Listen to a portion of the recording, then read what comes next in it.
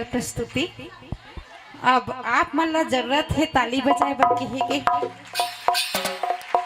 धन्यवाद आप सब ला ताली बजाए के। और ये लइका मन बर का बोलो मोल खुद समझ में नहीं आवत है। कई कई बार ऐसे हो जाते कि हमारे मन के शब्द नहीं रहे बोले बर, है ना। इतना तारीफ करो वो भी कम है। काबर इकर गावन वादन सब में दम है।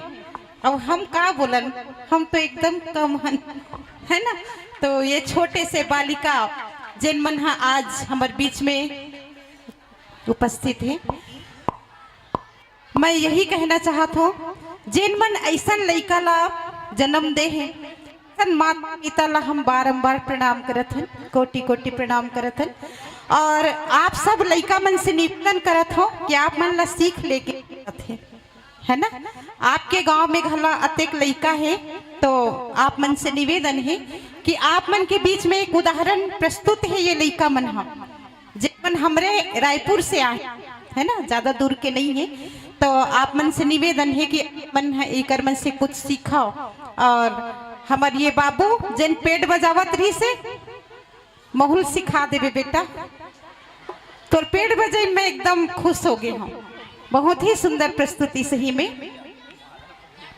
और ऐसे लागत रही से कि जैसे मन गाते रहते हमन सुनते रहते, लेकिन आपो मन ला कहीं जाना हो ही है ना। तो ऐसे तो नहीं है कि मंच के मर्यादा ला तोड़ दे, लेकिन हमन ऐसे भी नहीं लगत है कि तुम्हारे साथ ला छोड़ दे। तो का करे जाए आपे मन बताओ।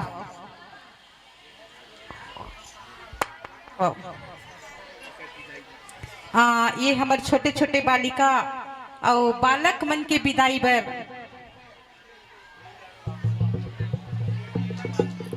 का नाम है दीदी भागमती। हाँ, हमारी दीदी भागमती दीदी आवत है। और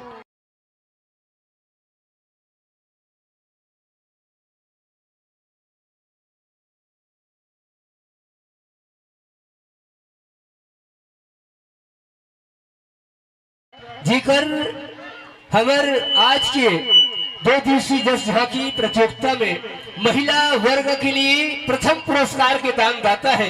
एक नाम से जोरों से ताली हो जाए।